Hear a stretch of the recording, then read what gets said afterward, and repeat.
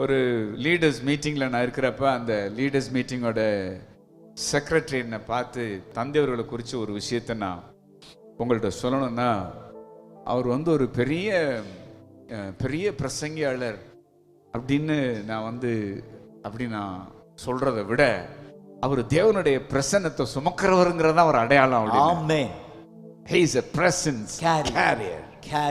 நாங்க கொடுக்கிற செய்திக்காக ஜனங்கள் எங்களை மதிக்காம நாங்க சுமக்கிற தேவ பிரசன்னத்துக்காக எங்களை மதிப்பாங்கன்னா அதான் உருப்படியான ஊழியம். செய்தி கொடுக்கிறவன் வரல, சமூகத்தை சுமக்கிறவன் வந்திருக்கிறான். ஆண்டவருடைய பிரசன்னத்தை சுமக்கிறவன் வந்திருக்கிறான்.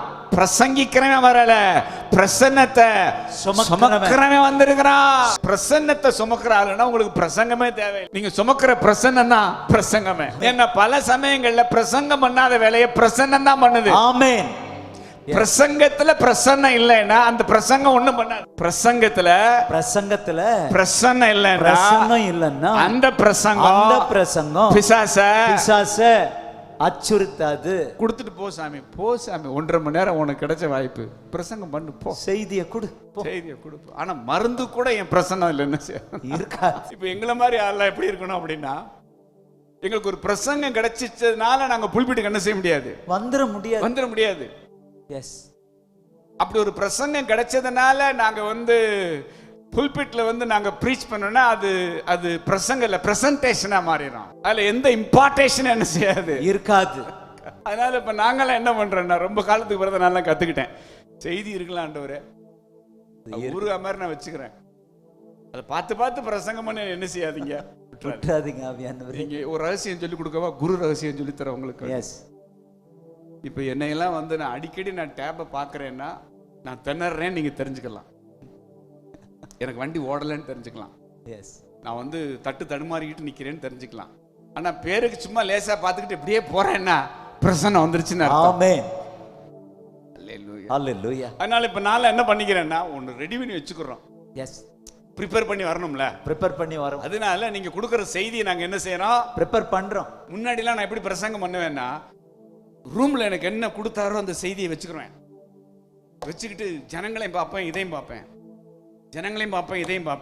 இது சொன்னதை அப்படி வரைக்குவரையே சொல்லி முடிக்கிற வரைக்கும் நான் விட்டுறதா இல்லை, இப்படி நின்னுக்கிறேன்.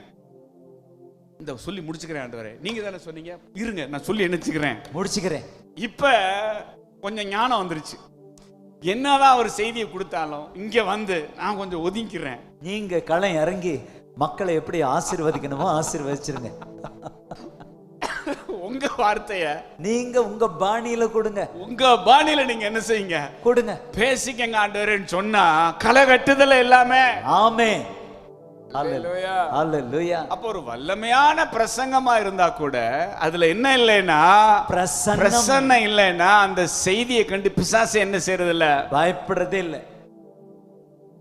ஜெபம்னாலும் அதுல பிரசன்னம் இருக்கணும், துதினாலும் ஆராதனைனாலும் அதுல பிரசன்னம் இருக்கணும், ஒரு சம்பாஷணைனா கூட அதுல பிரசன்னம் இருக்கணும். ஆமென். இப்ப டெவில் எதை கண்டு பயப்படுறான்னு நான் கண்டுபிடிச்சேன்னா,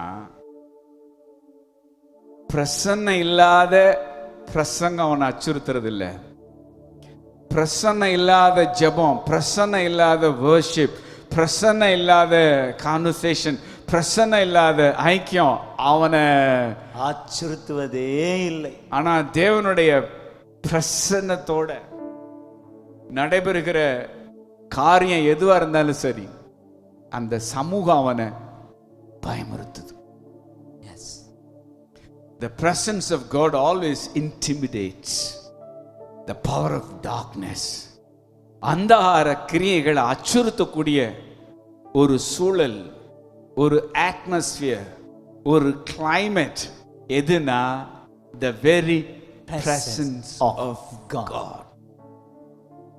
நீங்க சுமக்கிற ஆண்டவருடைய சமூகம்தான் அந்தகார கிரியைகளை, அதிகார அடுக்குகளை, துரைத்தனங்களை, பொல்லாத ஆவிகளினுடைய எல்லா விதமான வியூகங்களை உடைச்சு ஊடுருவி